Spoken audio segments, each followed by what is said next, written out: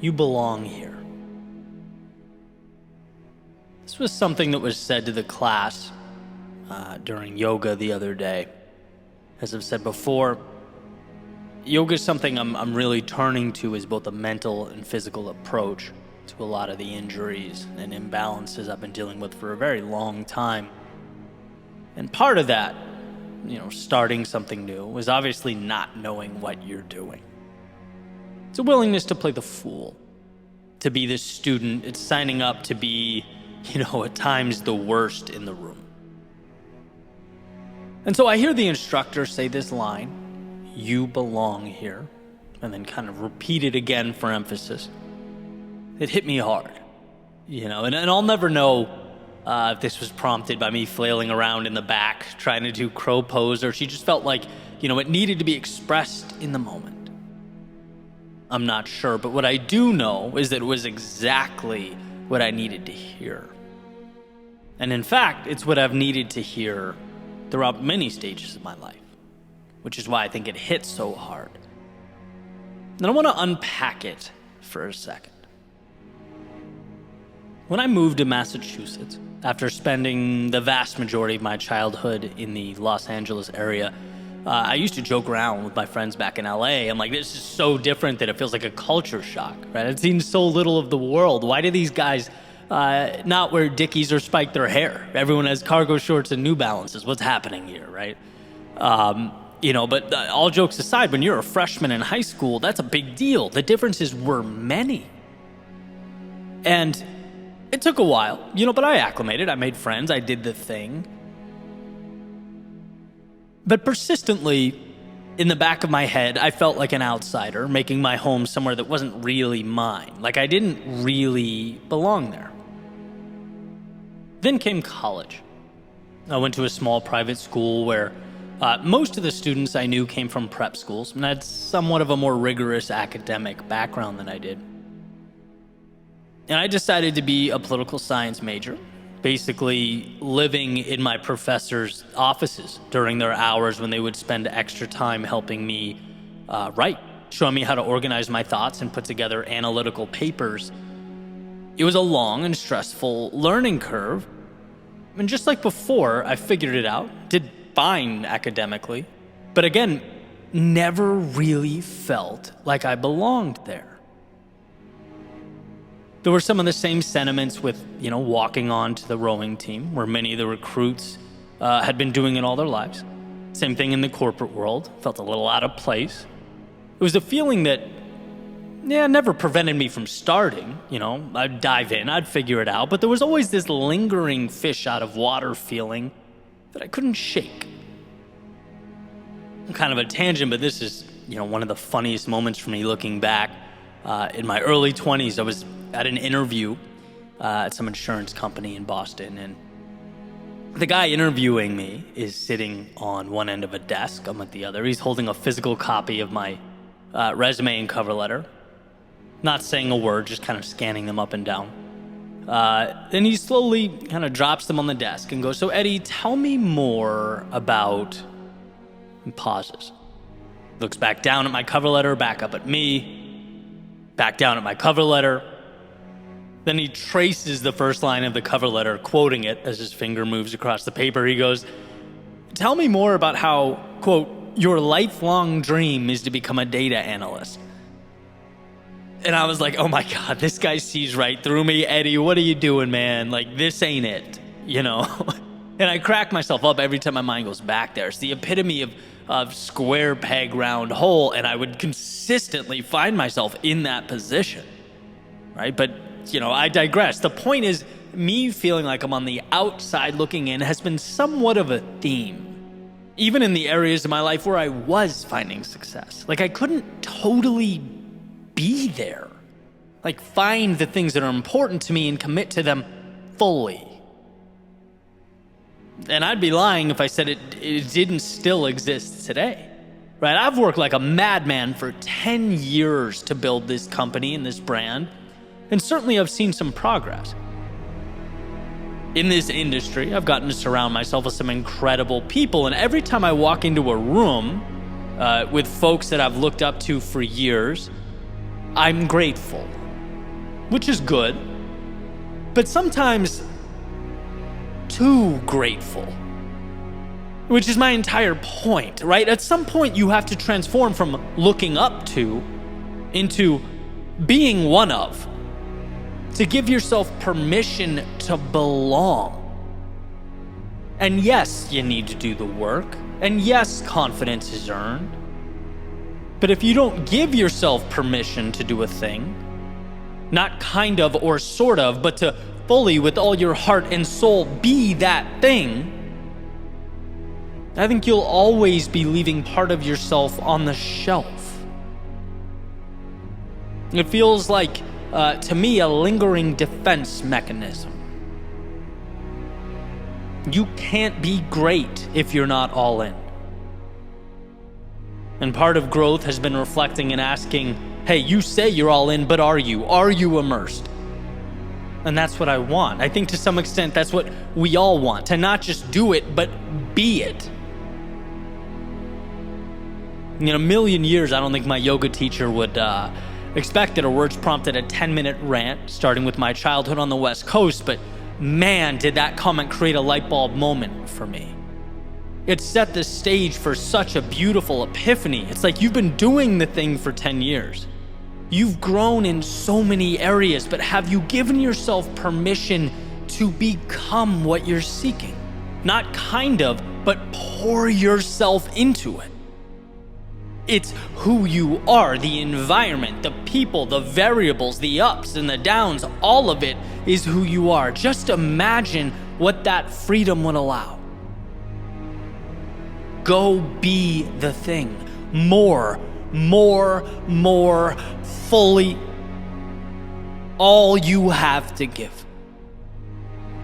So yoga class this morning, showed up. And even though I suck, even though I'm learning, decided, hey, little symbolism here. No more hiding in the back of the room. Step into those neon green lights, move towards the front.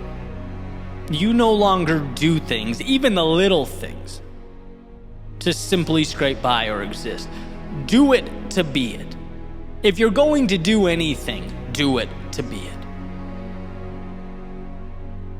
You belong here. Help me realize what being it really is. That maybe I'd let my definition slip. Maybe my understanding wasn't wide or all-encompassing enough. And yeah, there's a line we need to walk, no question. We must be on the path to acquiring competency in something before we can make it our own. But the beauty of podcasts and Audible and books, all our media outlets, is that other people's growth and understanding can fast-track our own. Right? Learn from this experience. Life is too short to always feel like you are on the outside looking in. It just is. If you earned a chair at the table, be at the table. If you were let into the room, work the room. If you're spending time and energy doing something, be that thing. Don't deprive yourself of that precious alignment, because it's such a beautiful thing when we allow ourselves to feel it and obtain it. But like so many things, it starts with you giving you permission. It starts with a simple understanding. You may be new, you may be struggling, unsure, you might have a hell of a mountain to climb, a journey to travel. You might have extra work to do. You might have to add some things and cut away others. You might have to ask yourself the tough questions and accept the difficult answers. But you do, my friend, belong here.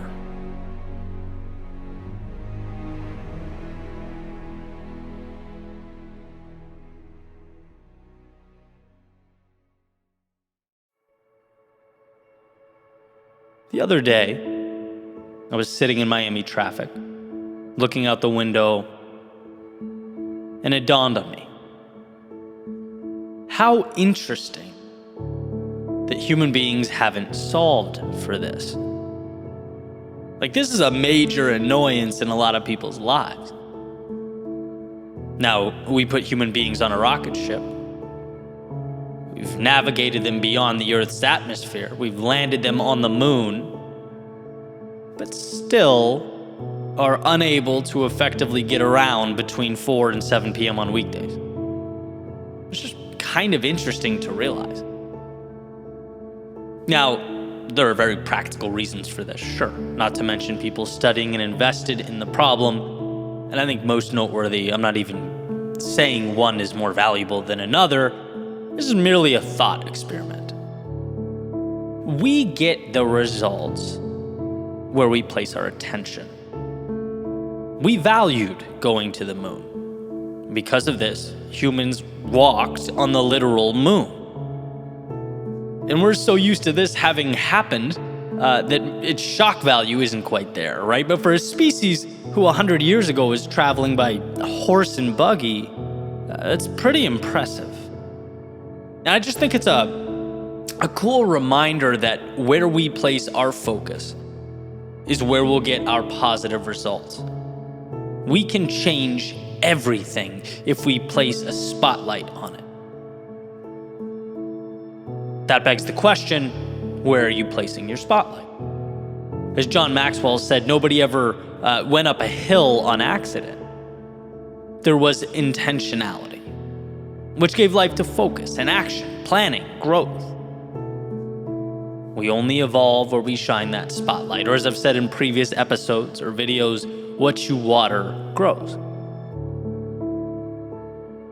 I've certainly spent my fair share of time angry, annoyed by things that I've, by no coincidence, given zero effort to fixing.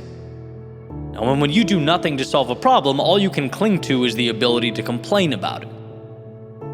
If you're not putting energy and resources there, you most likely won't win. Some of the best advice I got from a friend a few years back was to highlight the things that matter to you and measure them. Because this allows you to be aware, to be intentional with your action. It's deciding which handful of things are going to be your quote-unquote moon landing, and then watching over them like they are precious. Let's say a goal of yours is to increase your net worth. If you're looking at your bank account every day, you're much more likely to make better monetary decisions than someone who keeps their finances in the dark because they hate thinking about it. There are deliberate actions that must take place to bring about that change. When I look at, say, YouTube, I tend to know a substantial amount about my metrics. Because I really care about the channel and its growth and its impact. I watch it and I monitor it. Things dip, I need to know why. If they took a sudden upswing and they're great, I need to know why. If success on a platform is my metaphorical moon landing, I'm locked into every up and down. I have to understand what's going on so I can make the necessary adjustments to grow. And then when the growth happens after time has elapsed, I can think, in my own little world, that was space travel. I was driving that metaphorical horse and buggy not all that long ago. But I stayed locked in. And this may seem simple, and it is. But for what it's worth, my biggest breakthroughs always tend to be. I've exhausted a lot of energy, and in some cases even paid a decent amount of money to learn the simple things. Nothing is that complicated. We just think it is. Which is why we do nothing and then complain about the delta between the real and the ideal. But I'm here to tell you that if you decide on a few things that matter to you and then measure their progress, allocate the energy to moving along with them, where you'll be in months or years from now will astound you. It will be breathtaking. But you have to be willing to peel back the curtain and immerse yourself in it. Prove to yourself that sure, it might feel big and complex, but once you give something that time and attention, it becomes clear pretty quickly how simple it all is. What's one thing you can do every day in each meaningful category in your life that will get you closer to where you want to be. If you watch over that process and you adjust along the way, the amount of opportunity available, the amount of change you'll create is unbelievable. And someday, to others on the outside looking in, your progress will seem out of this world, larger than life. It will appear a moon landing. But you'll know it wasn't the miraculous, it was just a simple decision to give it time and attention. You watered it, and so it grew.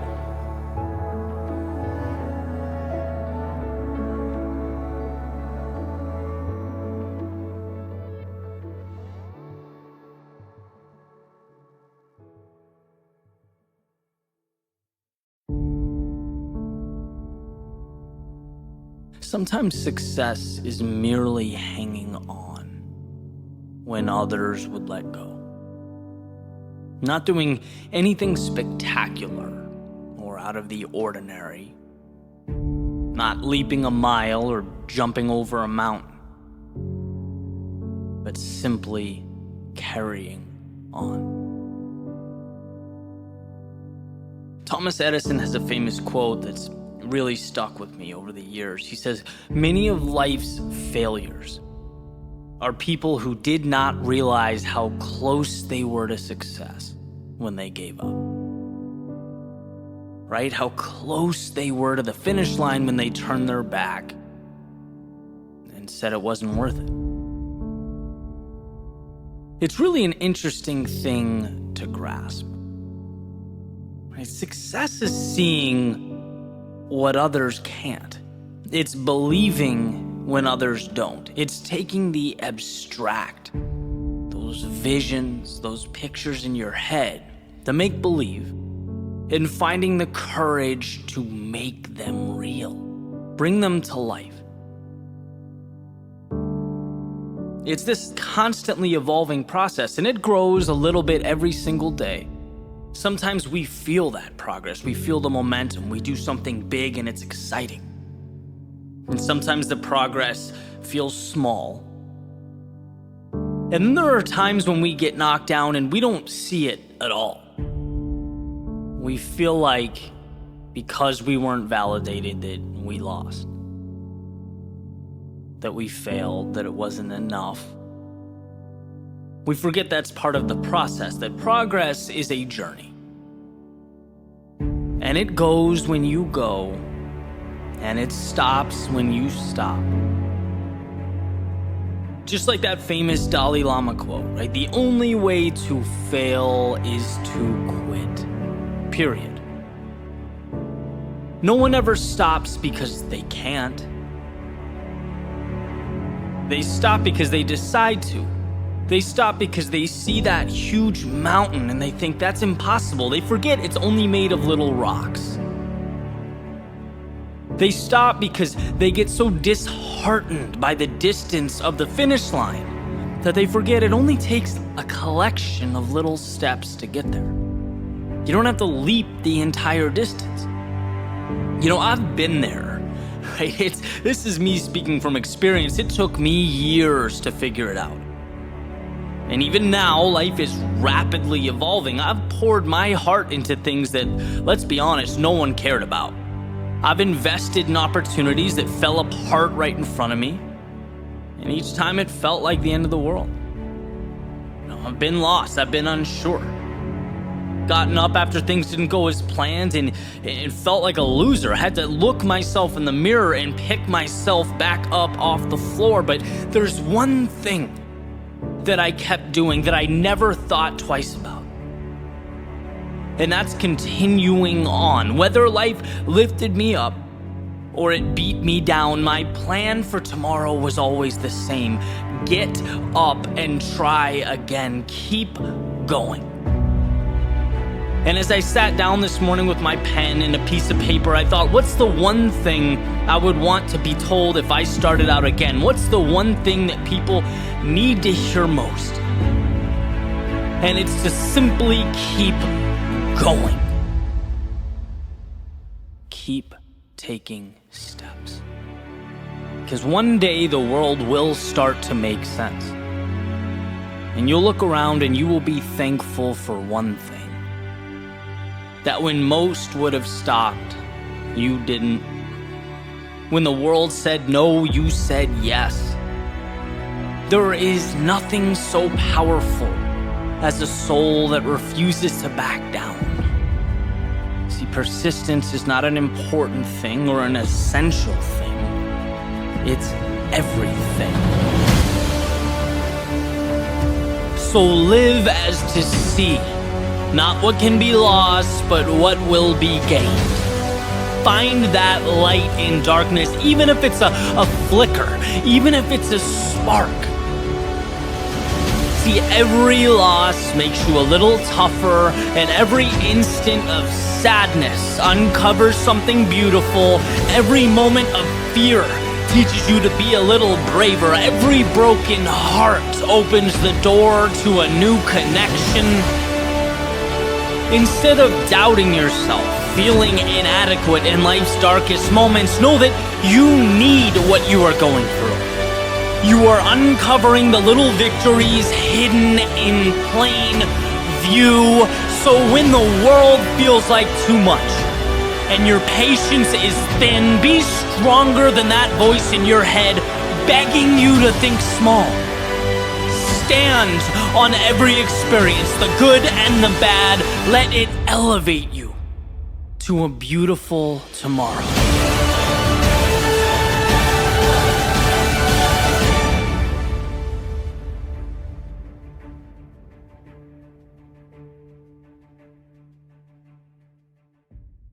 Don't envy them. Instead, become one of them. Why is this perhaps one of the most important mantras you'll ever hear? Well, to put it simply, to envy is to build walls. It's to create divides between you and them, between where you are and where you most want to be. We're not in the business of creating divides. We're in the business of building roads. It's about understanding that you're perceiving not a tale of two different worlds. You're perceiving the beginning of one journey, your journey. The dedication and time and commitment required to start today, to step into something new. There's a Chinese proverb that states, the best time to have planted a tree was 20 years ago. The second best time is today. And my friend, you don't have 20 years ago, but you have the now. And the now is everything. Oh, but how much time I've wasted, you might think. Nope, that's wrong. For two reasons. One, first, you're ready to go now for a reason. You're not the same person you were a year ago or 2 years ago or 3 years ago. If it took until today for that journey to start, then so be it. Here you are. You can't compare your timeline to the timelines of others. There's too many variables in life. It'd be impossible to crack or understand. Just go now. Make use of the clarity and inspiration. You just greenlit perhaps the most important thing you'll ever do. Don't you dare sit and wait. Second, if you think days past were lived in vain, that they were wasted or filler, I ask that you think again. Because the lessons that will be derived from those experiences, some you don't even understand yet, will become so valuable in this next chapter that it's mind-blowing. There are no wrong turns. Those detours were the way, the only way, as you'll see in due time. But too much time has passed. I'm too old. I'm too insert X. No, stop separating yourself from what you want and move towards what you want. Stop categorizing that or them or that North Star as anything other than possible and step into its orbit.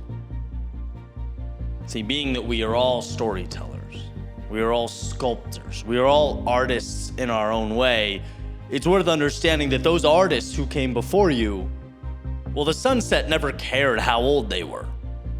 It didn't ask how many years they'd spent thinking about their dreams instead of chasing them. It never asked, hey, why didn't you start sooner or begin sooner or step out the front door sooner? No, it just was. It was bold and vibrant, daring them to join. And in that moment, staring at the colors streaking across the sky, they realized something. The sky wasn't asking for perfection. It wasn't asking for years of experience or dedication. It just wanted them to pick up a brush and create, to do, to begin, to step into a world they could rightfully make their own, and so they did. And I'm sure their first strokes were messy, hesitant. You bet they were self-conscious and doubtful. You bet imposter syndrome knocked at that door. But they were there, in the moment, realizing that there is no too late. The sunset taught them that life isn't about the time we've lost, it's about the beauty that we can create starting now. Always now. And by the way, our minds will always try and fight now. They'll try and rationalize their way out of now, villainize now, come up with a million different reasons now is impractical or counterproductive. While its adversary, tomorrow, on the other hand, always seems to sit glowing on its pedestal. Tomorrow is always so safe and inviting. Easier to accept than now, far easier. But tomorrow is fool's gold. And you understand this when you realize you've been tricked by tomorrow your whole life. Tomorrow is a fraud. It's a con man. It's a wolf in sheep's clothing. Now is what solves all your concerns. It seems to be the answer to almost every predicament we face, every fork in the road. It's like, go, act. It's okay that it took until now. Perhaps you'll come to understand it's even ideal that it took until now. But it's time to start treating now like it's precious, like it really matters, because it does. If it's meaningful, step into it, move towards it, allow yourself to become it. Everyone has a different story, a different journey or road that's taking them to today. Fine. But know that the wake of the boat does not drive the boat. Where you've been is not attached to where you can go. This is your reminder that you can become that version of yourself you most want to be. It's not easy. It will feel at times like the world is pushing back. But this is where purpose is cultivated. The right journey is everything. And its cost of admission was, is, and always will be your very next step. Reality comes down to what we do with what we have. This is an idea I brushed shoulders with again right over there this morning, staring out the window. My mind sort of wandered into this place of, I wish I had a few more pieces. I wish I had a few more things in my arsenal before moving on to this next chapter, right? And I think we've all been there, more tools in the toolbox, maybe more advice or guidance from people that I look up to, maybe more research. You can go down that rabbit hole forever. Before sort of remembering that life always gives us some of it, but never all of it. And some of it is always enough. Let's call this the law of broken crayons. Go way back. Grade school. You're sitting on the floor or at the table with the other kids, blank piece of paper in front of you. You reach into that box of crayons, grab your color, and you go. And the crayon's cracked, probably broken in half. Somehow always had other colors intentionally drawn onto the wrapping. But like, who cares, right? I don't ever remember thinking, if only this box was pristine. If a new box is opened right in front of me, that would be amazing, so I could create with a flawless, untarnished instrument. It's like, no, it wasn't even on the radar. We used what we had, and what we had, it was always enough because we made it enough. So flash through time, boom, back to the window this morning. I'm longing for, metaphorically, a fresh box of writing instruments, unopened and in perfect shape. The stuff I'm carrying around is cracked and drawn on and feels no longer pristine. But that's not what life provides us when it calls us to grow. When we're ready to step into something bigger. No, life gives the cracked ones. Maybe you have to grip the little piece that remains tightly with your thumb and your index as though you're threading a needle, but it's usable. Maybe the color you need is missing, but there's a shade close enough to make do. I think you get what I mean. It's a lesson we need more than any other. Because it's not that every once in a while we don't get that fresh box of crayons, it's that life rarely ever provides it. Life simply says, here are the fragments, the pieces, the blueprints. They will work. But that's not up to the instrument. It's up to the artists who hold them. And personally, I've been blown away by how many times I've seen the same set of circumstances produce wildly different outcomes depending on who happened to be the artist, depending on who was holding the instruments, right? Back in the day, when I was criticized, I would struggle. Someone would say, for example, you're not good at basketball. That comment would make me think less about myself as an athlete, how I played ball. It would plant this tiny seed of doubt that I would have to navigate my way out of.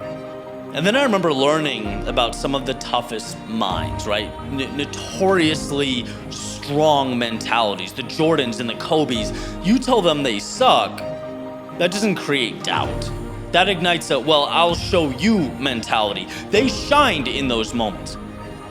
Same instruments, just different interpretation by the artist. And you realize that the world has nothing to do with this. Criticism has nothing to do with this. It's the relationship I have with me.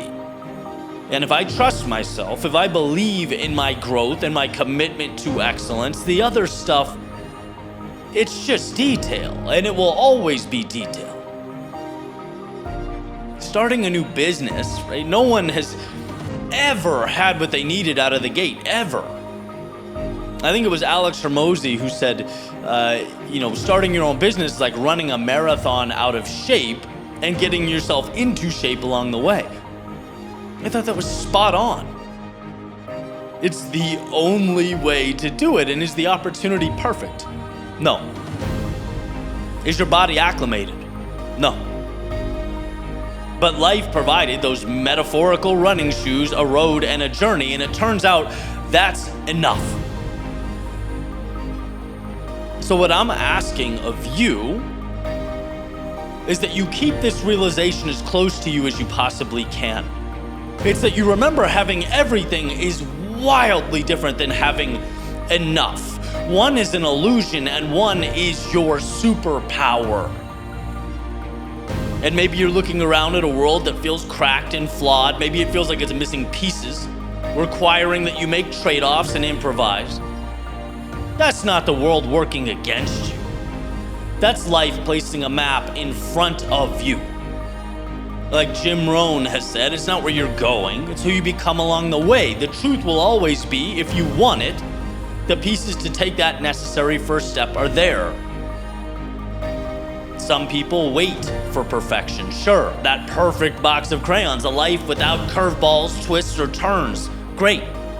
But as it turns out, they find themselves waiting a very long time.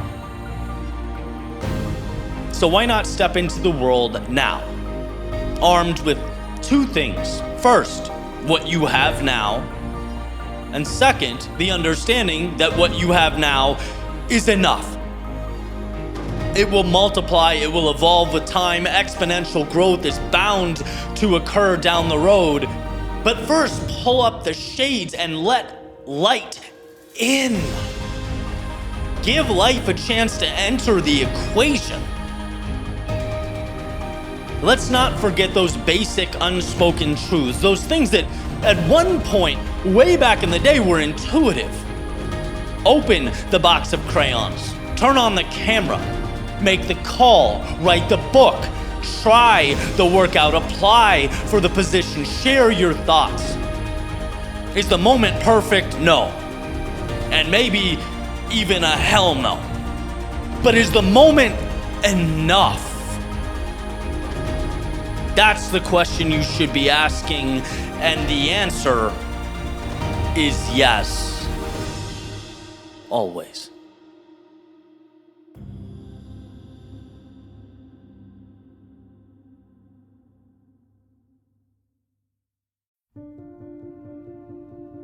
Today is not an obligation. Today is a gift. Why is it important that this distinction comes through loud and clear? Because the same action can differ wildly, depending on what brought it about. Was it an order or a choice? Were we told, or did we arrive there ourselves? And we know this innately. From a child being told to go to his or her room for punishment, that place where they'd gladly be if it wasn't being mandated by angry parents. When we're instructed, being told to, mandated, when we're doing something because we have to, we process this differently than a choice or a conclusion we came to on our own. We think about it differently when it's something we get to do. When I talk about transformative perspective shifts, this was one for me. Going from what's expected of me, how do I not mess this up? What would make me look like the person I'm supposed to look like? To instead understanding that, listen, today is a gift and I'll never get it back. A series of opportunities and decisions. A choose-your-own-ending story waiting for me every day as the sun comes up and my eyes open. To me, the difference is more than semantics. The difference is between feeling free and going into autopilot so that I mitigate mistakes and blend in. That's not freedom. That's becoming a prisoner of your own making. You can walk the same road and see it differently every time. You can take in the same event and come away with very different interpretations of it. All depending on the role you chose to give yourself as you walked down the path or peered in at the event.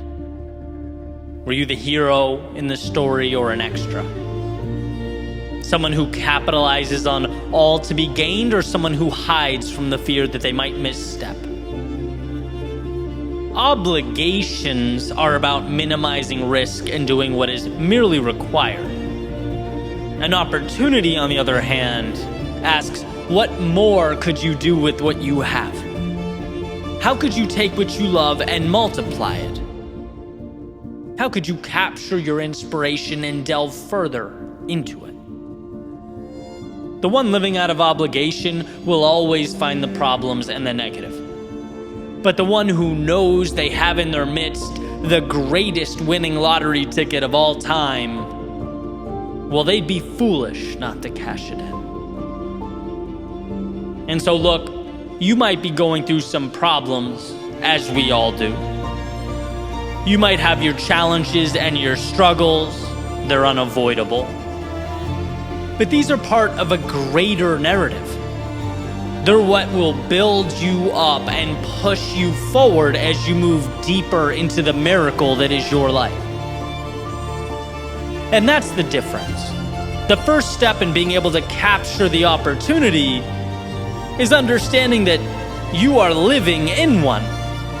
Life is not obligatory, it is a giant get to.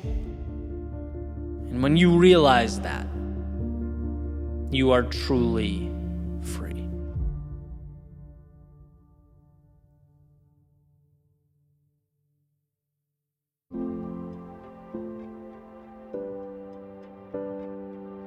You can allow yourself to be distracted, or, as Robin Sharma suggests, you can do incredible things, but you can't do both.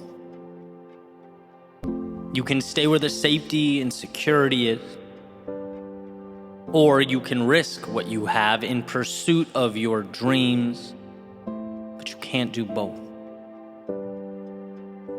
You can remain the character depicted in yesterday's story, or you can take those lessons, experiences, and craft a new story.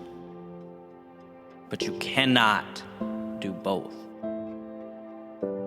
Life is a game of trade-offs, where any decision to go in one direction is a simultaneous decision to not go in another. A commitment to X is necessarily a rejection of Y, at least in that moment. Making this question all the more important: what is your North Star? I ask because everything you do is bringing you closer to or holding you back from capturing it.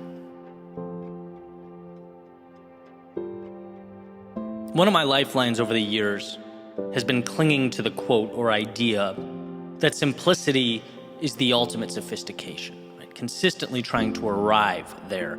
Why? Because when things get complex in my life, I don't know what I'm choosing.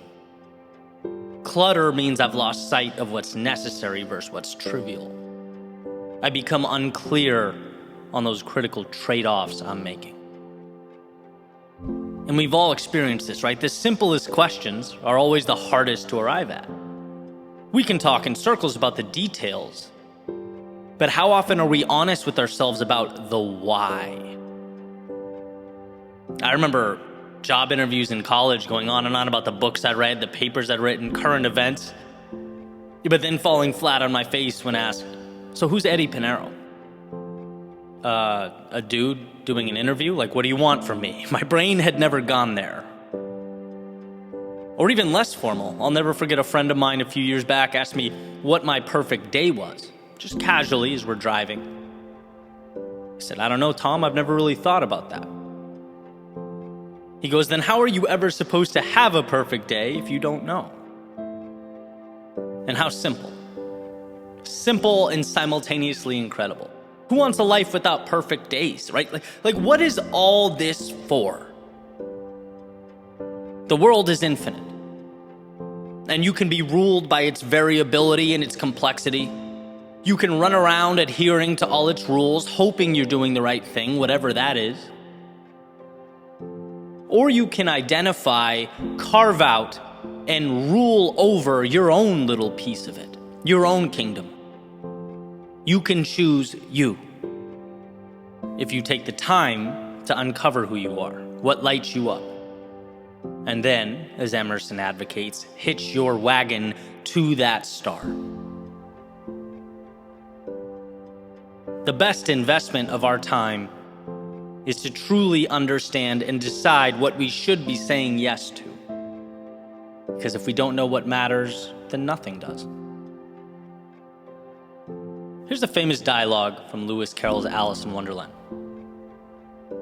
Alice, would you tell me, please, which way I ought to go from here? That depends a good deal on where you want to get to, said the cat.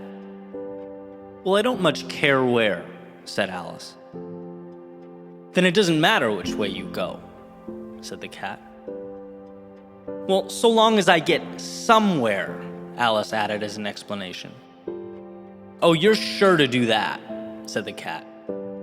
If only you walk long enough. Beautiful passage. If you don't care where you go, any road will take you there. And see, it's not wrong to not know. It doesn't make you bad or mean life is a waste of time. It just means you're taking a large portion of control, which is one of your superpowers, and tossing it up into the ether. It means you are bowing to hope. And I know that no one here wants to live every day merely clinging to hope. This is not a we'll see how it goes channel or podcast, right? This is about the little changes that take life from a 6 out of 10 to a 9 or a 10 out of 10. It's about using what's around us to maximize the miracle we are living and breathing every day. Again, life is complex. So for you to take the time and simplify, to remove what's unnecessary, what an advantage. Yeah, I could do this or that. I could go here or there. But guess what? I've spent the time thinking, asking myself the tough questions, and now I can be more deliberate in choosing my path so that I arrive at a correct destination, a destination that belongs to me, that means something to me, that lights me up and excites me. That's living. And of course, this isn't a one-time light bulb moment, a permanent move. No, as we grow, we change. What we want shifts. Hey, sometimes the current path even reveals itself to be the wrong path. It's happened to me plenty. But when you're consistently in tune with what matters to you, who you are, you can make the adjustments. You can be deliberate. No more shooting targets in the dark because life is too short. Our days numbered, our arrows finite. Live life like each day means something. Because each day is transporting you to your something. Let's use the pieces around us to build our own skylines, etch our own stories into the sands of time. If a decision to do one thing is a simultaneous decision to not do something else, make sure to have that North Star in scope so that you don't, amidst that chaos of life, unknowingly turn your back on it. Ask yourself who you are and be as patient as possible working for that answer. Because as far as I can tell, that information is the key that unlocks infinite possibility. It's knowledge that opens the door to life on your terms.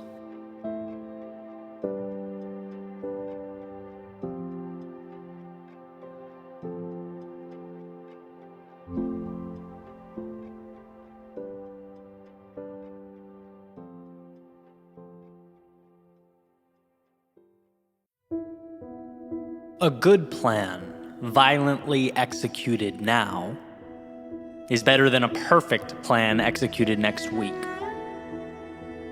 That's from George Patton, general in the United States Army, integral to the Allies' victory in World War II. So why? What makes this statement so powerful? Well, it rings true because we have to move beyond the idea that we can manufacture greatness with one swing of the bat, one stroke of the pen. That if we wait for the right moment, perfection will come. The light will turn green, the stars will align, and the path will emerge. I feel like I could scream this from every mountaintop and it wouldn't be enough. Life is not a perfection game. Life is an adjustment game. And I'll speak anecdotally here. In my experience, looking over my shoulder, reflecting, those times that I'd clung to perfection, rationalizing my immobility by saying, hey, you're not ready, this isn't good enough. I'd only have to dig a few layers down to see that my not moving wasn't out of some loyalty to excellence. No, I was standing still because of fear. A fear of going, of starting, a fear of the unknown. Perfection is the biggest con there is. It's a scam. It says, wait here, your perfect moment will arrive. Hang tight, the right time is coming. No, there are no perfect beginnings. There's merely the courage to move into something new, or the regret that will ultimately come from wishing that you did. And sure, a part of it's almost counterintuitive. It's like, why isn't it beneficial to wait? Why would you want to take the leap before you're ready? Here's how I see it. One of the most important distinctions to understand is that between the thinker and the doer. The thinker who ponders, who reflects, who studies and studies and studies, thinking he or she can create for him or herself a perfect jump-off point. Thinking they can obtain for themselves all the necessary information, all the answers before they begin the journey. The truth is, greatness is forged through repetition via wheels on the road. And yes, you are terrible at first, completely unsure at first, you get lost at first. But this becomes the knowledge that shapes the journey. When you go before you're ready, two important things happen. First, after falling down and feeling embarrassed and insecure, you get back up, you look around and you go, wow, okay, I'm still here. That sucked, sure, but it wasn't as bad as my brain told me it would be. Next, you learn from the exchange. You can start doubling down on what works and eliminating what doesn't. And eventually, as you take this confidence and wisdom onto the next step, repeatedly, the curve becomes exponential. In doing, you begin stacking bricks, creating a foundation. Those experiences that humbled you become what you lean on. They're what turn into the experience, the knowledge, the credibility. And see, thinking you can skip all that ugly stuff by waiting on the ledge for perfection to arrive in your hands, that will be your undoing. That's just as crazy as a sailboat waiting for the wind to stop. It's like, no, you need that friction, that resistance to reach your destination. And no, we cannot control everything. Yes, there are powers beyond us. But if you go now, you learn to use and navigate them. The greatest gift we can give ourselves is permission to go. It's looking a year ahead and dreaming of the moment. We pause and say, wow, what a year. The twists and turns, the lessons, the highs, the lows, the peak moments all brought me here. And how different here is from back there. How far I've come. Knowing, by the way, that life was never asking me for perfection, but rather a willingness to start, to dive in, to adapt along the way. I know a lot of people with businesses that exist in their minds, but not in reality. A lot of people in shape when they close their eyes, but not when they look in the mirror. A lot of people living their best lives when talking about the future, but not when they pull up to work on a Monday morning. We shorten the gap between our ideal existence and the present moment by going, by stepping now. Even when we can't imagine how the process will unfold. Because let me tell you, life will bend and twist in ways you can't even fathom. It'll take you places that ignite your soul, show you things you never dreamt of seeing. But you have to put yourself in position to receive that from life. The world wants to help people who help themselves. So give yourself the gift of progress, of momentum. If a dream is only worth the action one is willing to take to bring it to life, let that action start now. Move beyond the illusion of perfection and towards the opportunity to take the imperfect every single day and transform it into greatness. Every time your mind says you're not ready, let that be your invitation to step forward. See, life may not be a race, but that doesn't mean time will politely wait for you. We must say goodbye to perfection. As we evolve, as we grow, I can guarantee you it won't be missed.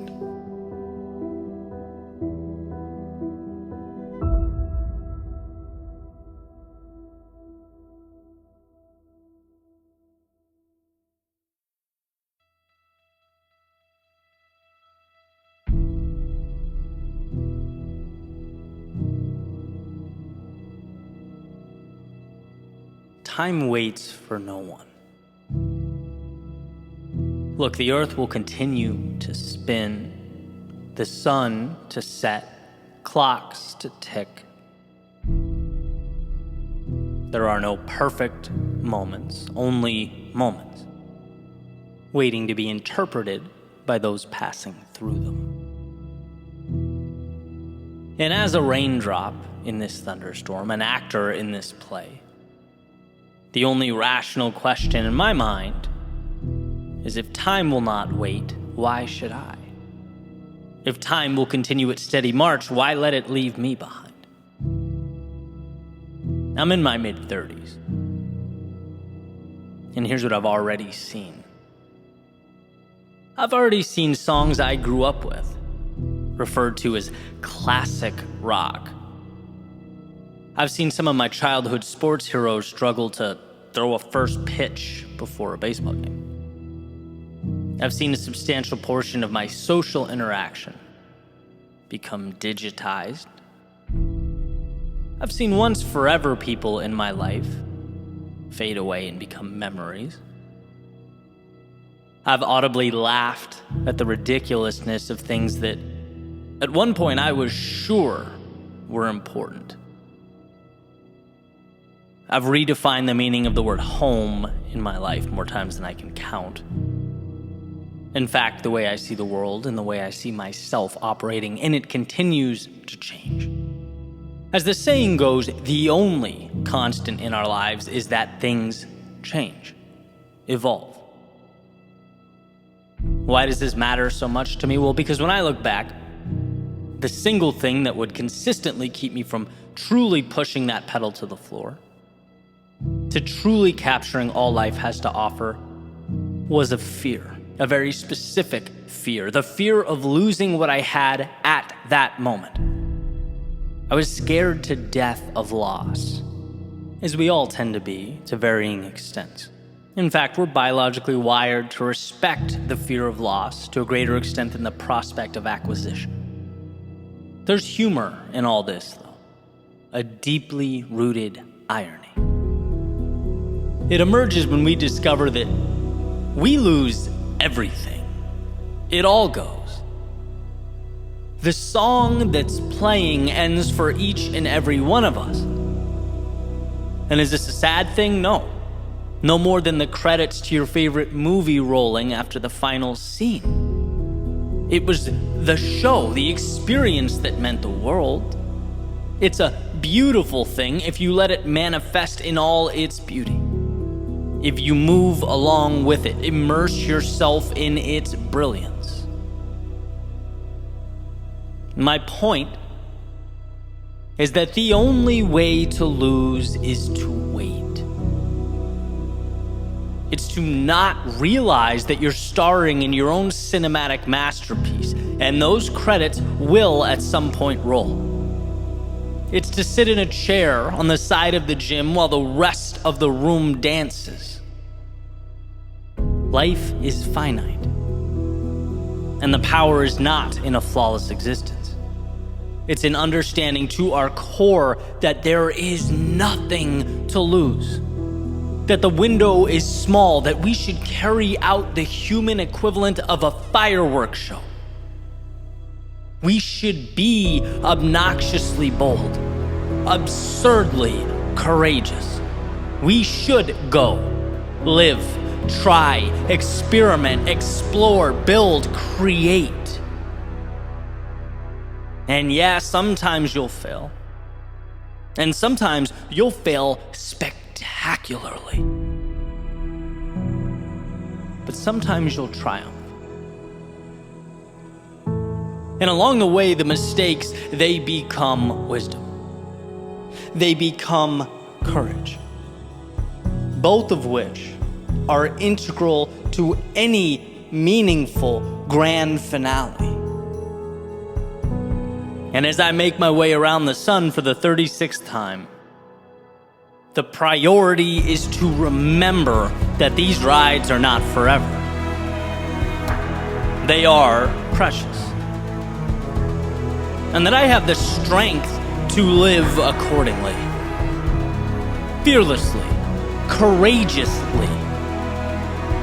My hope is that you find it within yourself to do the same. To pull back the curtains and see now that failure was never the adversary. No, not even close.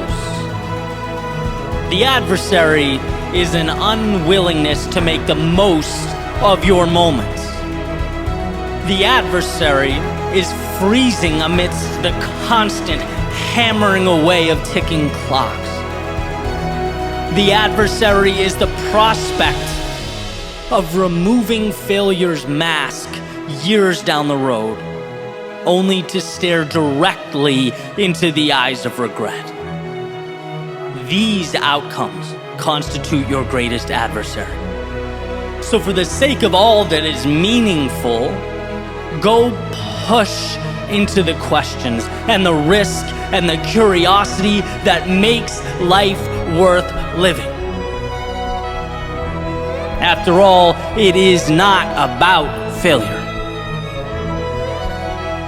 It's about time.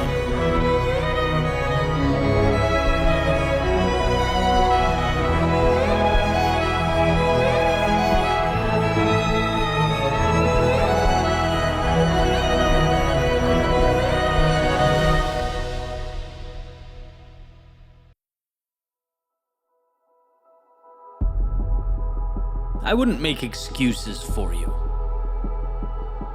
I wouldn't look you in the eye and tell you everything is great, when in actuality the wheels are falling off the wagon.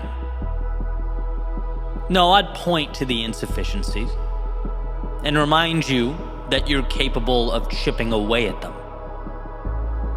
I think that pragmatism can save someone's life.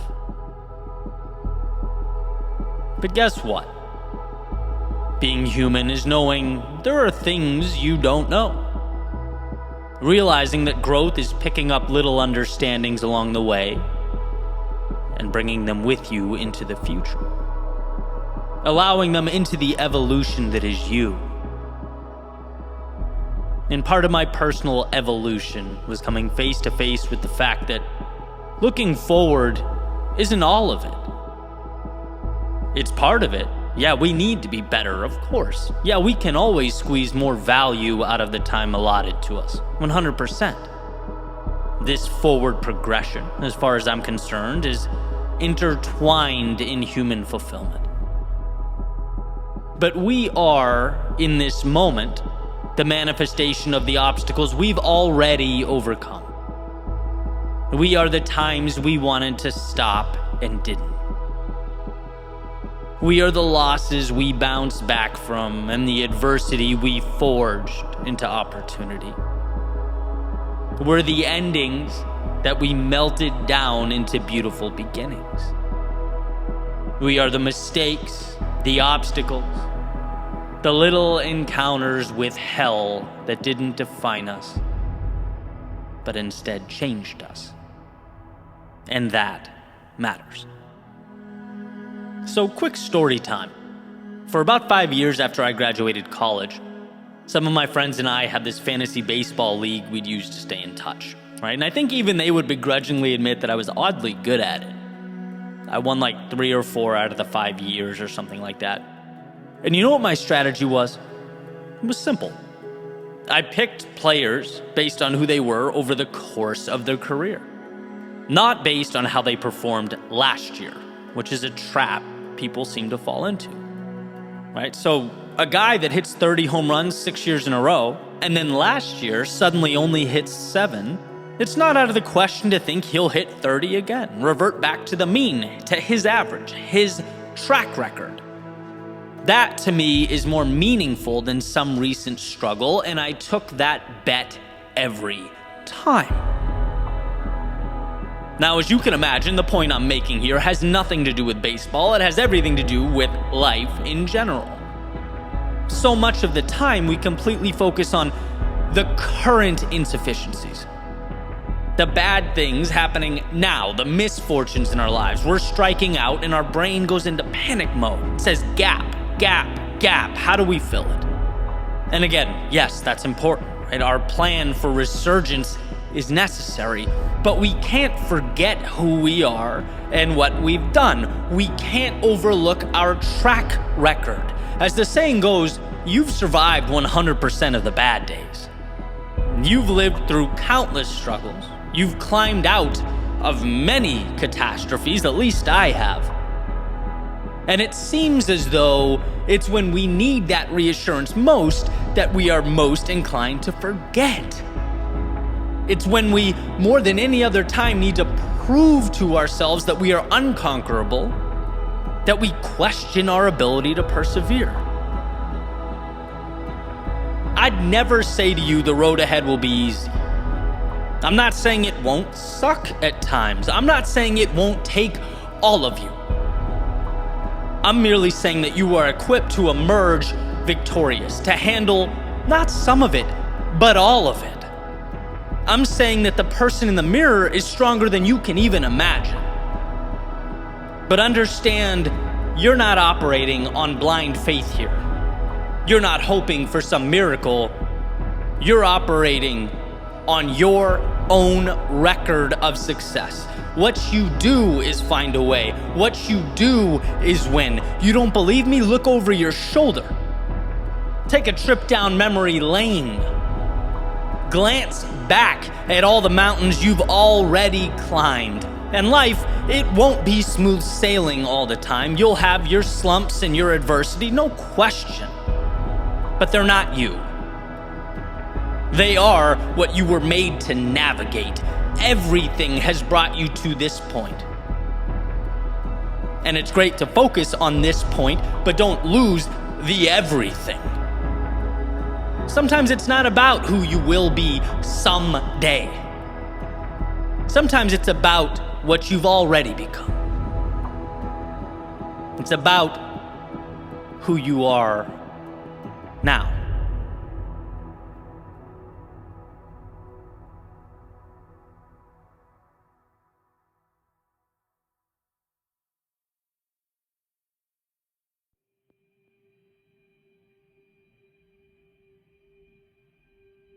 I think a substantial amount of life comes down to self-trust, to believing in yourself.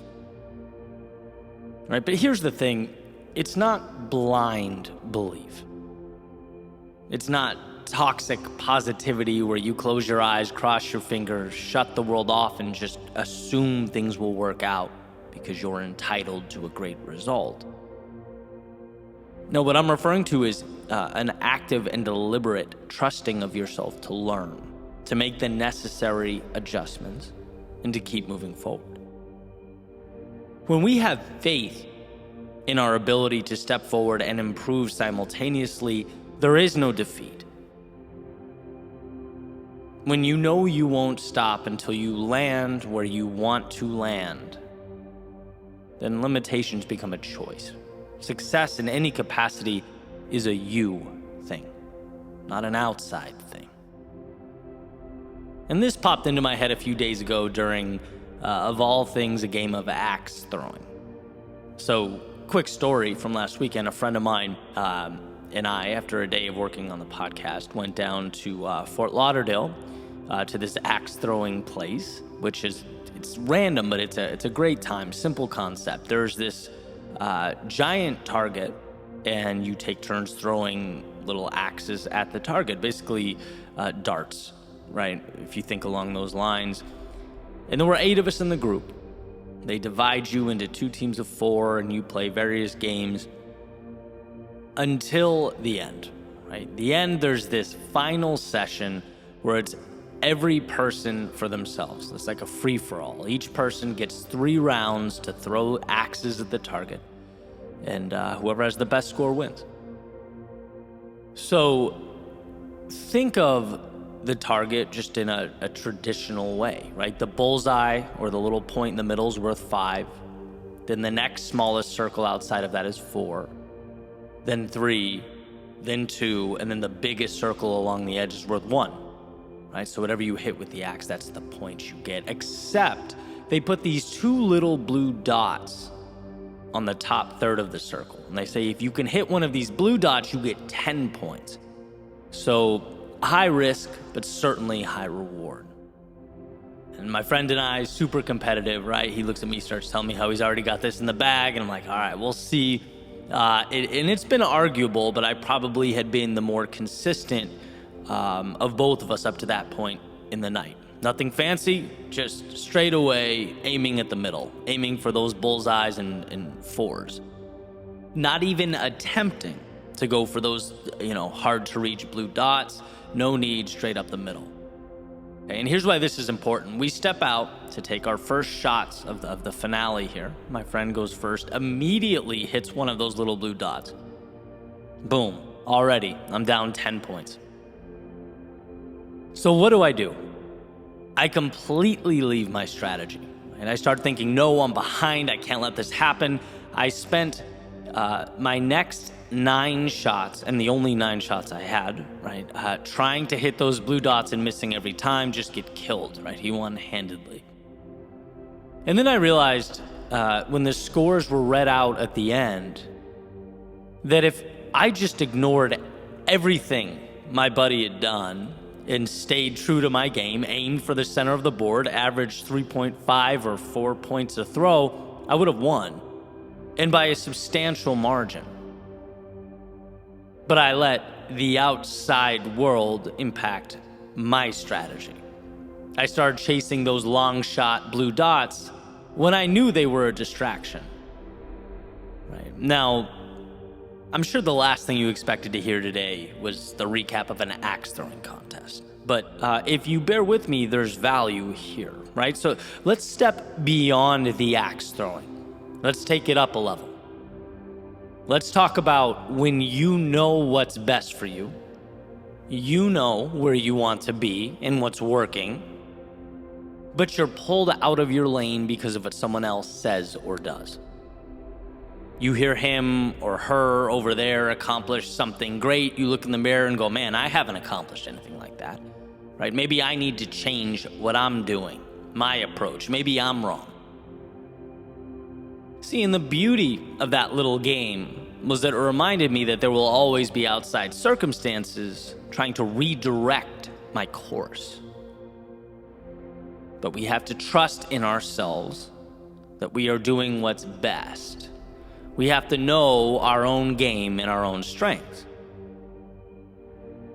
Now, don't conflate this with a stubbornness. It's not about never adjusting. No, we need to adjust.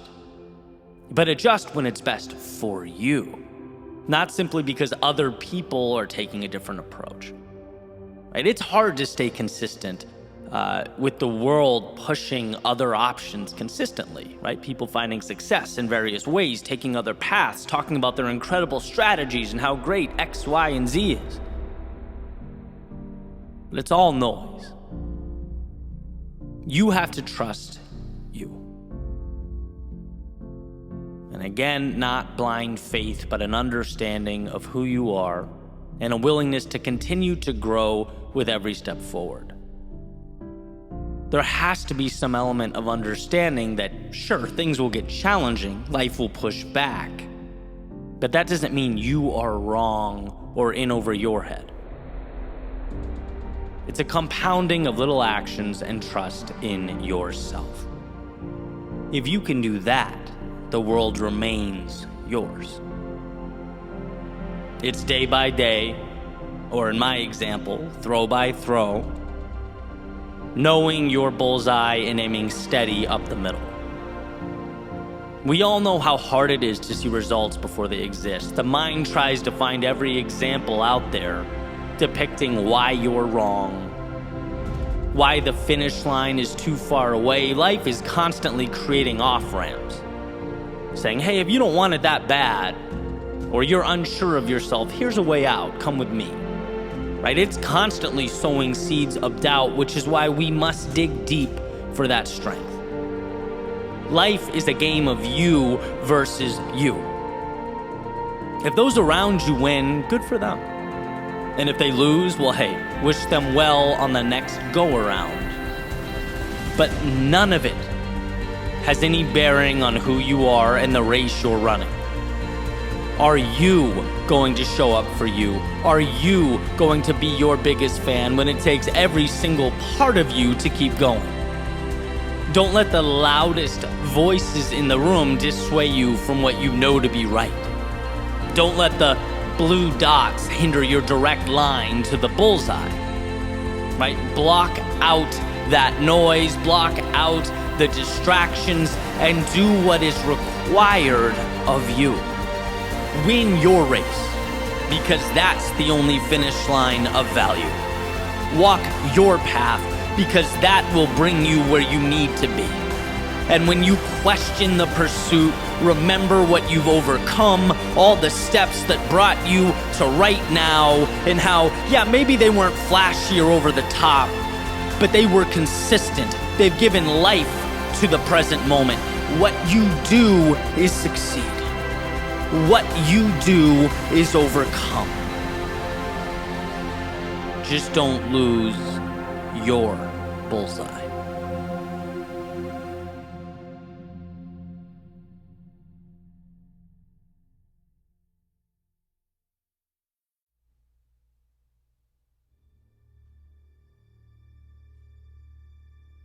Freedom lies in being bold. Robert Frost. Something caught my eye on Twitter not too long ago. It was a headline referencing the boldness of wolves in the wild. So I clicked it to delve a little deeper, and it took me to an article by Emma Maris. And here's the summary at like a 10,000 foot view. Okay, basically there's a parasite called T. gondii that infects animals and then causes those infected animals to act bold, perhaps even reckless in some situations. And the article states why and goes into some great detail, but for now I'm going to jump right to a specific point, because there's a part where the article mentions how two wildlife ecologists, Meyer and Cassidy, studied wolves at Yellowstone for 27 years.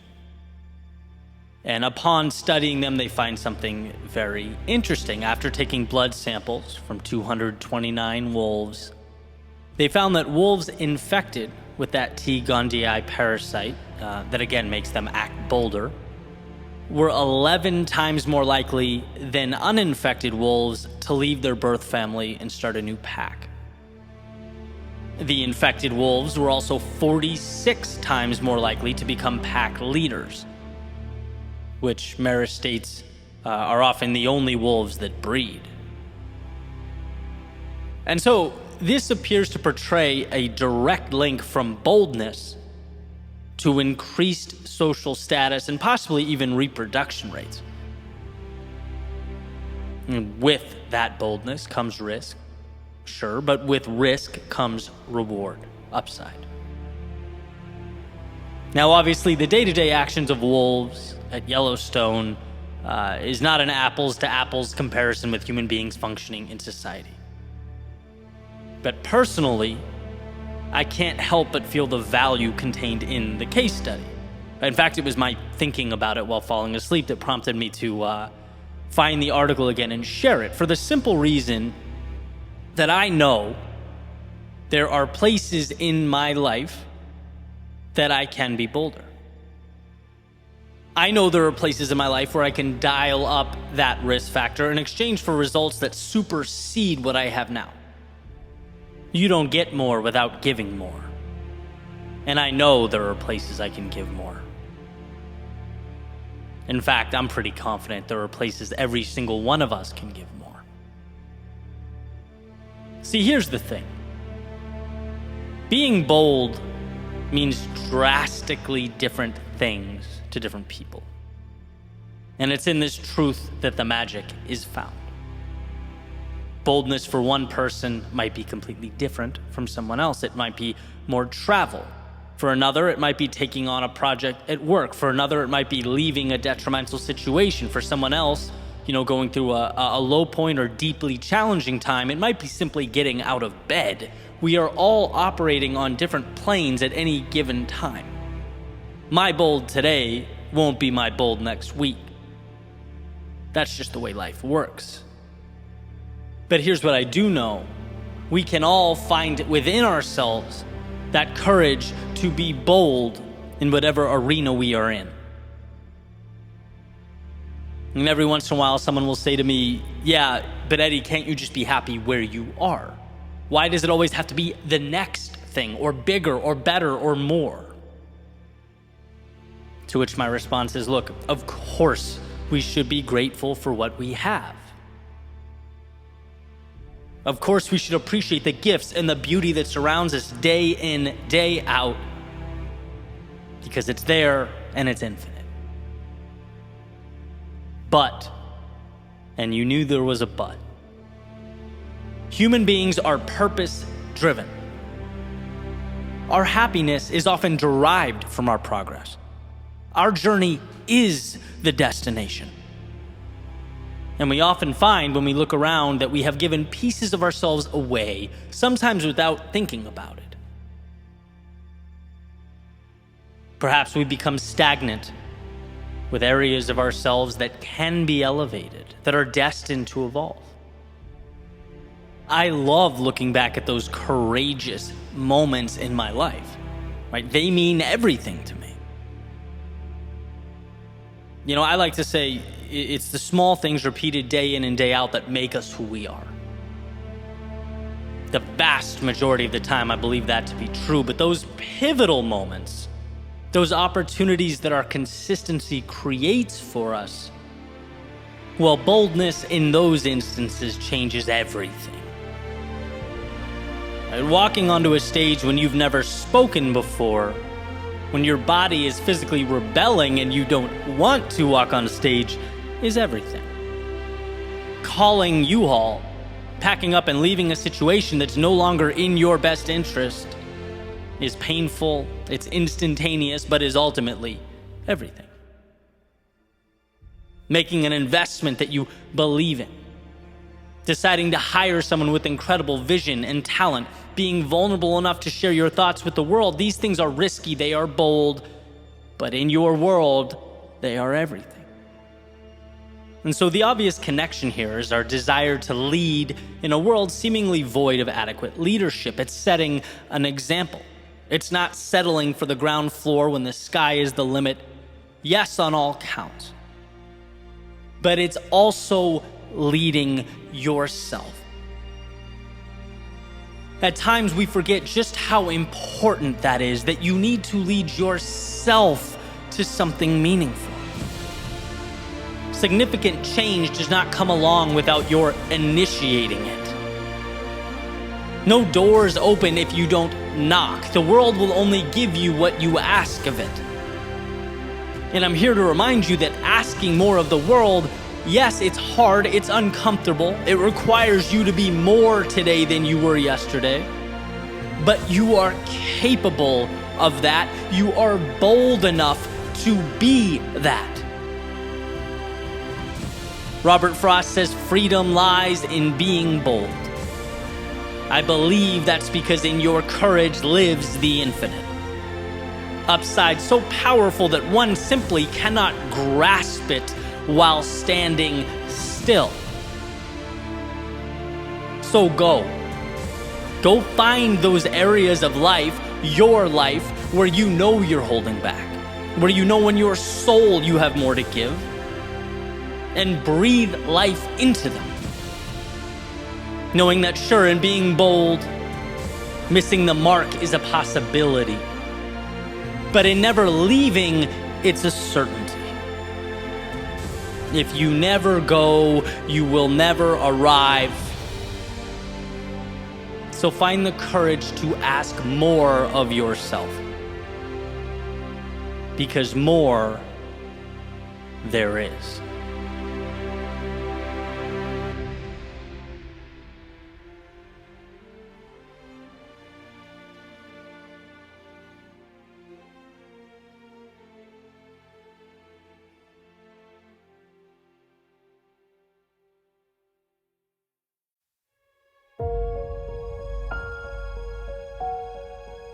The hard thing brought me through hell, but also to that which exists on the other side. The hard thing prompted me to question and doubt, but also provided the pieces I used to build my confidence little by little. It made me ask the tough questions, the ones maybe I didn't want to hear the answer to, but also gave me the power to transform those answers I didn't like. The hard thing meant forfeiting being the expert in my world in exchange for the role of student in a foreign arena. Gave me new ladders to climb, new possibilities to reach for. It showed that true growth requires a willingness to be the beginner. It took some people out of my arms, my circle, my work, and in some cases my life altogether, but always seemed to open the door to those souls better aligned, those conducive to the journey and the process. Let's remember what the hard thing is. Beyond the pain, because we all know it does bring that. Beyond the challenges, because there are certainly many. Beyond all that exists the hope and the change and the promise. Robert Frost says the best way out is always through. Through because it's the chaos, the haze, the darkness of night that shapes us. It's in being broken that we learn to rebuild our world with the pieces, and perhaps most importantly, we learn that such a rebuilding process is possible to begin with, that the now is not mandatory or permanent. The hard thing, as it turns out, is nothing more than a transaction. Turbulence for the view above the clouds, fear in the moment for confidence in the future. It's learning that although life sometimes appears to paint a picture of conformity and helplessness, there's always a path leading to the very place we need to go. It just asks we find the courage to walk it. Churchill has said, the pessimist sees difficulty in every opportunity. The optimist sees opportunity in every difficulty. And this beautiful message rings true. Because from the difficulty is the advantage. And sure, our first instinct is to see the problem. Our eyes tend to initially fixate on that which is unfortunate. But beyond that is where we get the most incredible things life provides, as if one is removing the shell or outer layer in order to get to the nutrients in the center, the ingredients required for growth, the pieces necessary to experience life at its fullest. And so we must be reminded that those opportunities, they're not rare, they're not reserved for everyone but you. They just tend to disguise themselves as the things we're most inclined to disregard or walk by. But if one finds the courage to move into them, through them, if one can see the difficulty not as a deterrent but as a bargain, they'll be given everything on the other side. Reality is not changed with a magic wand or the granting of a wish. It's from staring down the hard thing and moving directly into it one little step at a time.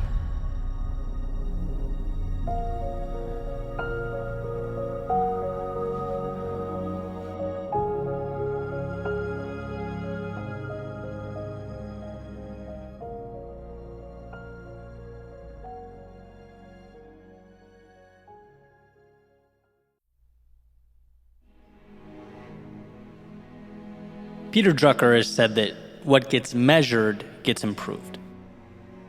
And this insight's been incredibly valuable to me over the years. I want to explain why. Until you measure something, you're operating in somewhat of a black box. You're essentially guessing, aiming at targets you can't see, which ultimately means you're leaving life up to chance. But once you begin to gauge your progress in a specified area, you now have information to work with. You have an increased sense of awareness and the ability to focus, which, as I've said before, and believe wholeheartedly, what you focus on becomes your reality. So here's a quick example that I think adequately paints a picture here of what I'm talking about. Way back when I first started my business, I was chatting with a friend about wanting to grow my YouTube subscribers, add value to as many people as I possibly could with my work. Back then, it was all YouTube. That was the crux of my business. And so the first question he asked, he goes, just out of curiosity, how many subscribers join the channel daily? And I realized in that moment, I don't know. I knew the total amount, like I kept tabs on that, but not the sort of daily fluctuation, how much grew on Monday versus Friday, that type of thing. And this guy, he had a tracker. He's very big on that. Basically a sheet with the most important things that he's trying to change in his life. And every day when he would wake up, he'd record a quick measurement in each of those categories. And my first thought was, that's a little over the top. It's a little extra. But hey, one of my favorite mantras is that you are your own experiment, and I was happy to try something new that, could have a positive impact. And so I did. I started recording daily the net subscribers that join the Your World Within community, and what I found was incredible. They say it's the simple things that make the greatest difference in our lives, and this would certainly be no exception, right? First and foremost, just seeing that number every day kept growth at the forefront of my mind.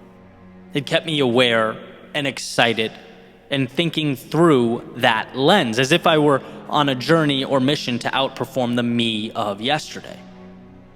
Right? If on some random day you grow 30% more than you usually do, it's only normal to see that and ask, well, why can't this happen every day? Why can't this be my reality?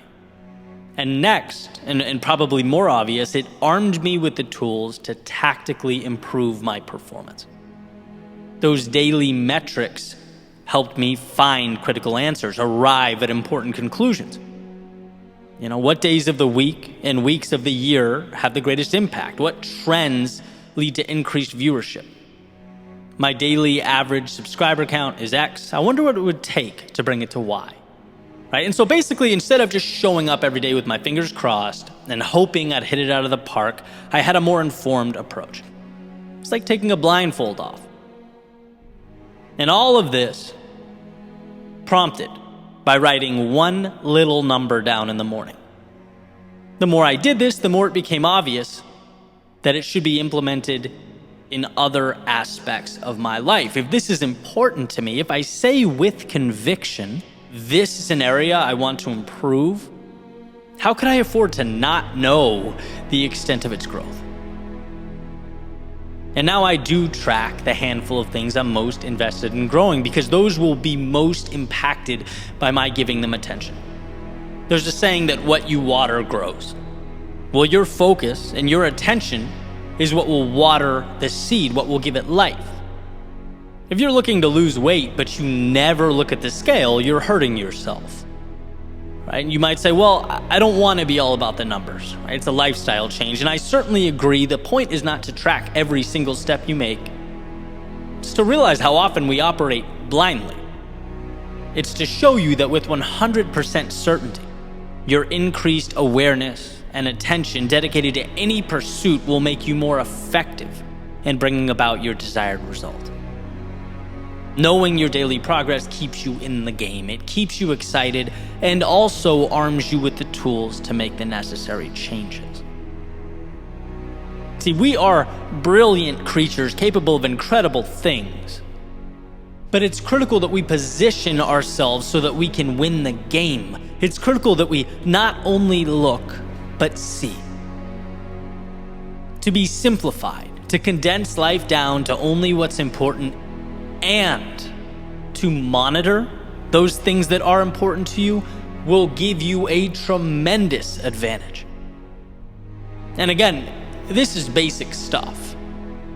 But we skip the basic stuff because we think the big changes come from complexity. They don't. They come from choosing a target and working to get closer and closer to its bullseye.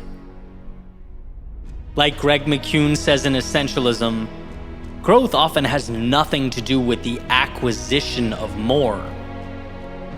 Sometimes it's about eliminating the things we don't need and focusing on that which we do. Now I'm suggesting we take it one step further and measure our growth as we take those meaningful things into the great unknown. Life can be challenging, that's no secret. So why not arm ourselves with every advantage available to us? Why not keep yourself excited and invested and knowledgeable? Often we look around at what we don't have and think, man, I could never have what they have. I could never do what he or she does. The reality is, they identified what matters and brought it to life one small step at a time. And guess what? You can do the same. It's not a miracle you need, it's awareness. So here's to keeping your eyes open, to not only looking but seeing, and in doing so, getting results from the opportunity we otherwise would walk right by.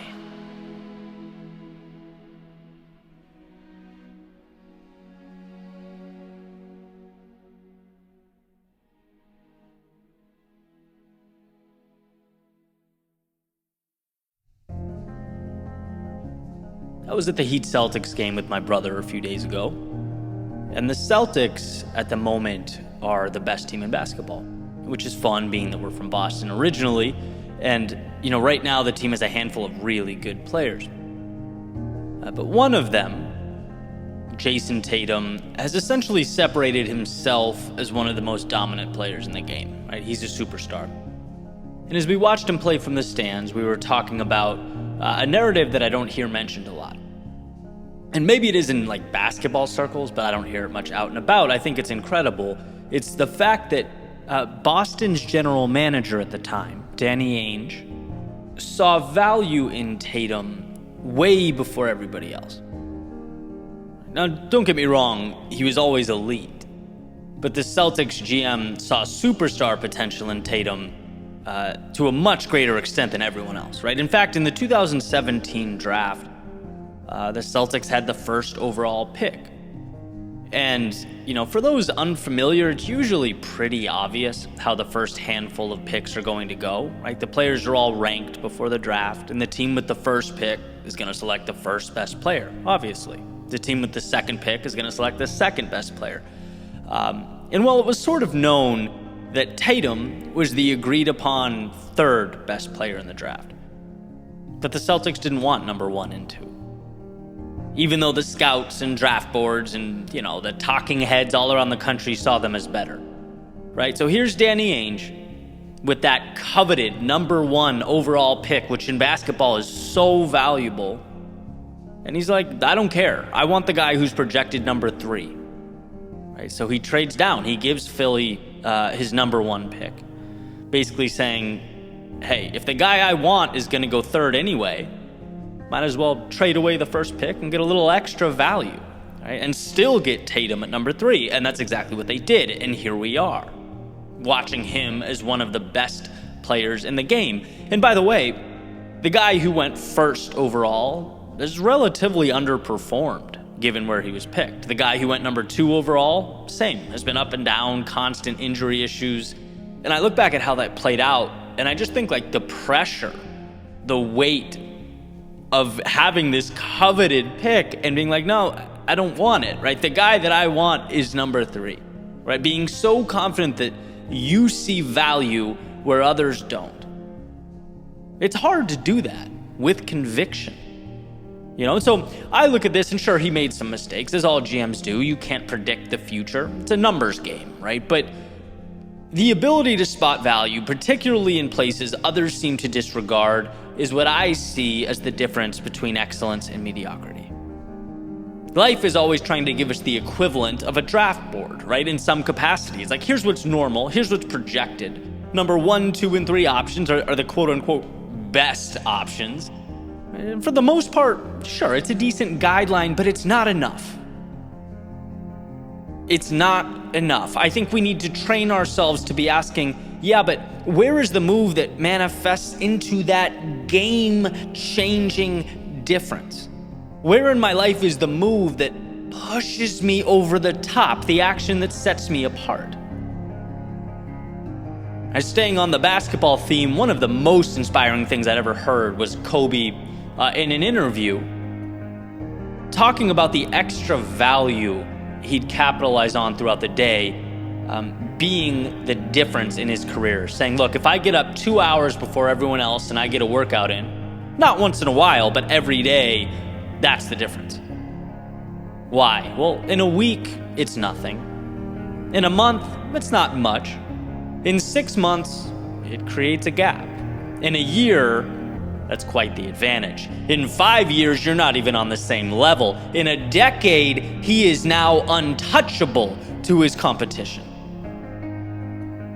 Yeah, it's just the morning. Everyone has the morning, but Kobe saw it and recognized it as opportunity, as his value. The consensus out there in the world is that the morning is when you ease into your day, right? It doesn't put what you're doing at 6 a.m. high on that metaphorical draft board. No, it's who cares? Well, to Kobe, perfect. There's the value that I can spot, that I can utilize, that most people will not even think about.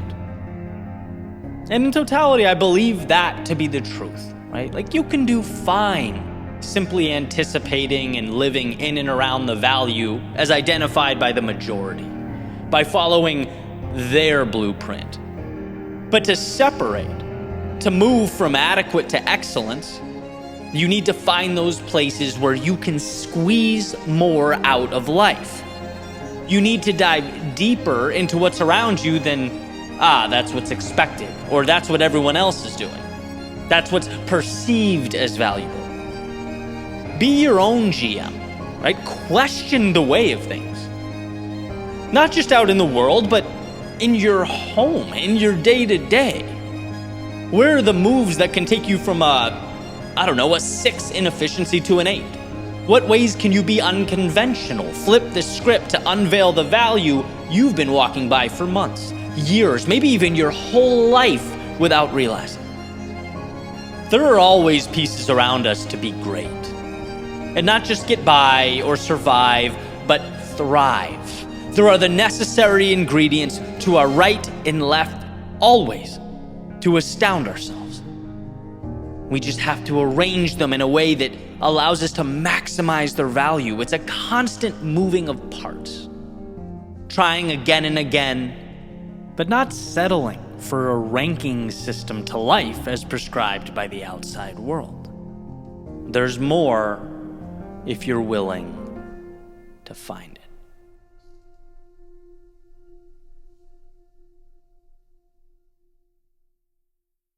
Stop protecting what you've built, like what you've built is what holds the value. No, the value is in the builder, his or her knowledge and ability to build again and again if they so desire. On an episode last week, I talked about a conversation recently had at a mastermind in Santa Monica. I want to pass along one more piece of wisdom from that day that I found to be incredibly valuable. This was just a random comment made by someone in the group. And so to kick off the scenario, someone asks everyone in the room, hey, but what if things don't work out, right? And it was more specific. I forget exactly what it was. Something along the lines of, what if the monthly revenue decreases? Or, what if,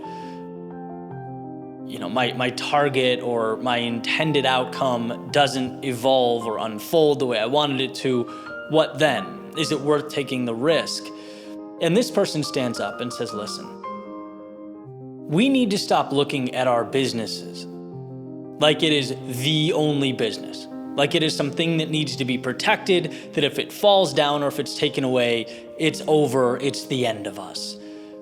We are entrepreneurs, which means the power and strength is in our ability to build again, not the thing that's built, right? Theoretically, we should be able to do this over and over and over again. And what we do, and obviously I'm paraphrasing all of this, right? But what we do is we put cages around ourselves and our potential. We shackle ourselves to the current moment instead of taking the necessary risks because we're thinking, what if we lose it all? Well, fine. It's the ability to build again. And I loved the idea because, man, it's relatable to me. Right? I have 3 businesses I'm growing right now, and every single one of them, I find myself playing conservative at times, not wanting to break the momentum or what's going. Right? I've spent a decade building this, and the most valuable thing I've acquired or produced is not the company. It's the ability to add value. Right? That's what's been built. And even if the physical company disappeared overnight, no one can take what's been learned. I think it was in the book, The Happiness Hypothesis, which was one of the first books I read almost a decade ago prior to starting my personal brand and really beginning my journey. And the idea was, you could take everything away from the top, 2 to 5%. Maybe it was all the way up to 10. And they would reacquire it in the next 10 years, right? Because it's not the stuff they had that made the difference. It was their ability to acquire it, their understanding of the world, not looking at life through a scarcity mindset, but an abundance mindset, positioning themselves to build and grow. That's something that cannot be taken away. And this is all a message that is hitting at the exact time I need to hear it. Right? Be bold. No, that's not bold. That's maintenance. That's doing what you've always done. Plus maybe a little extra here or there, right? Truly living is about uncapping yourself in totality. Really reaching. Because you know that it's not the entity that holds the value, it's the one or ones who brought it to life. It's crazy to me that even when you are aware of fear, when you understand our proclivity to play scared, right?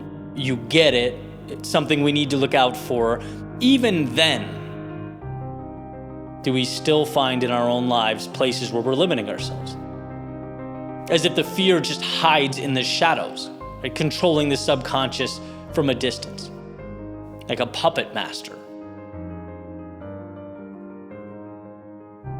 Strength, growth, evolution is the ability to find that fear and dismantle it. As was said to me a few years ago, most actions are reversible, right? Meaning you can make a mistake and it can be reversed. It can almost always be fixed, or at least reapproached from a more intelligent angle. But what certainly cannot be fixed or changed or adjusted are roads never walked, adventures never begun. And with a scarcity mindset, you spend your entire life in your corner, protecting the little fragments of life you've collected along the way. Right? That's it. But if you can flip that, if you can find a way to see the abundance, the value, the infinite opportunity, you realize it's not in those little fragments you've collected, but the understanding that you can always collect more, and not only that, build something beautiful with them. Not only acquire more, but use them to create a new reality. Bend and shape the word normal like it's clay. Like the world around you is not giving orders, but taking them. You hold the value, not what you've made. You. Right? We've all heard, give a boy a fish, feed him for a day, teach him to fish, feed him for life. I'm gonna give it my all, make it my priority to remember every step along the way that it's in my ability to fish that value exists. If I'm not able to catch anything on a particular day, life moves on and so do I. If what I've caught goes bad or expires, life moves on and so do I. It's in the action. It's in the doing. And that's not only why you can take the risk and shoot for the moon. It's why you must.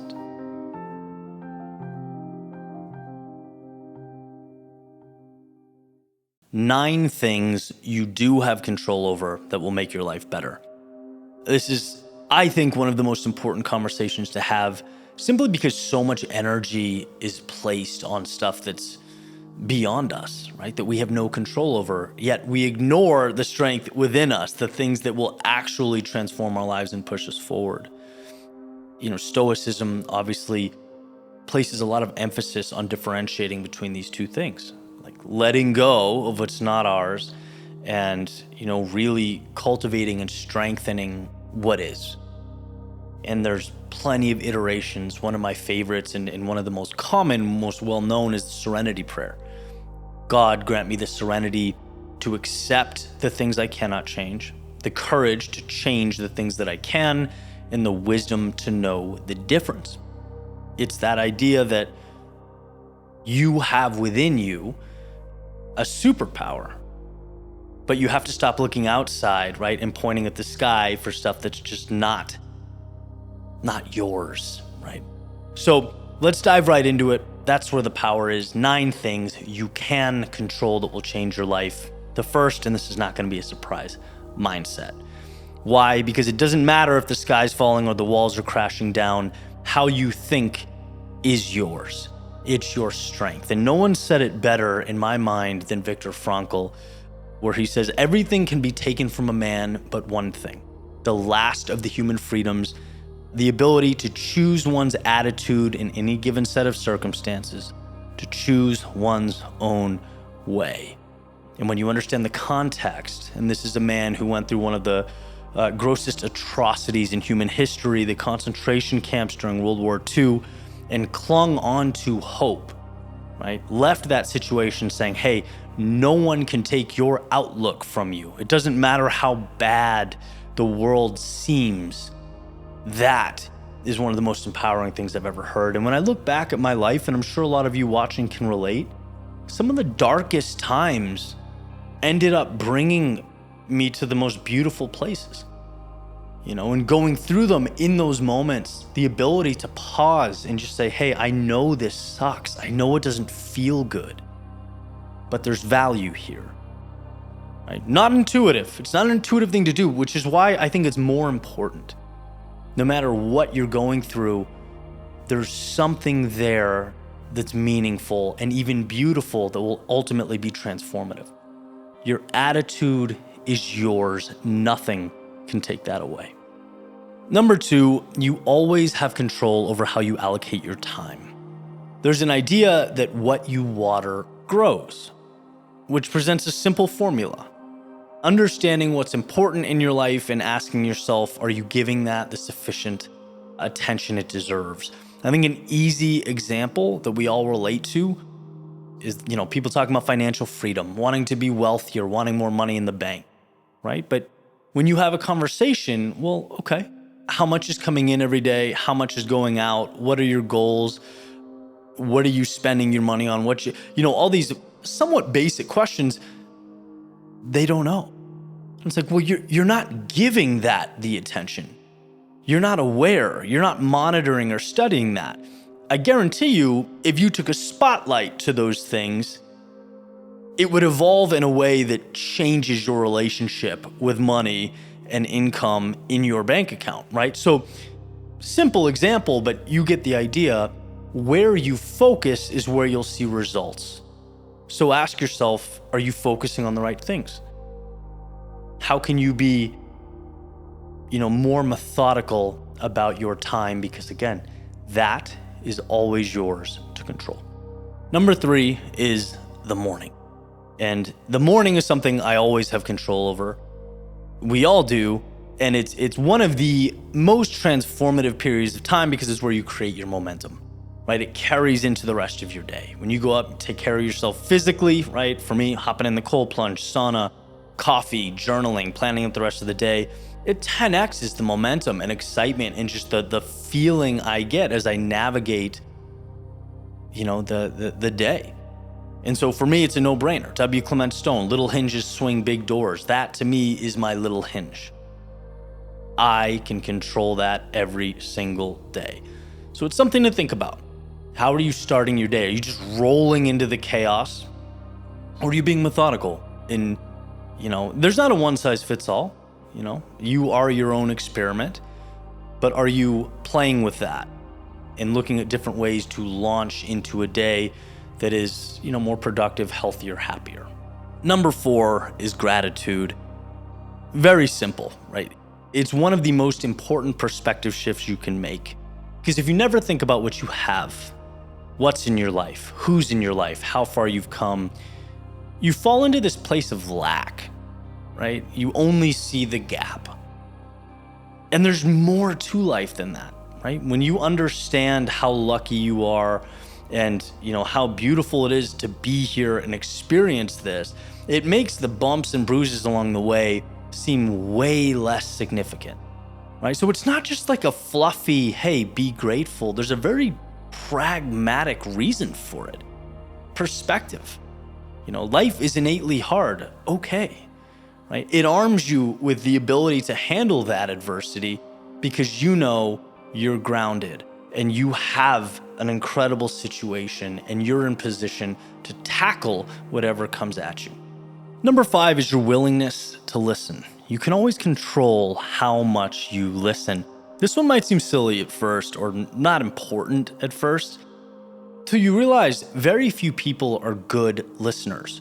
And so much growth and understanding comes from listening, observing, right? It seems like we're wired to want to talk and share and, as my grandfather used to say, flap our gums, right? But if you can find the discipline to take life in and learn from it and hear what other people have to say, you're arming yourself with knowledge that you otherwise wouldn't have had. Number 6 is a commitment to education, constantly seeking knowledge in some capacity. And that doesn't have to be in the context of a third grader in a classroom, but what areas of your life are growing, right? There's a very simple idea that progress equals happiness. We are more content beings when we feel like we're in pursuit of something meaningful, whatever that is in your life. So don't push that aside and think that you're done learning. You're never done learning. There's always growth. There's always some value you can take in that's bringing you closer to somewhere you want to be, right?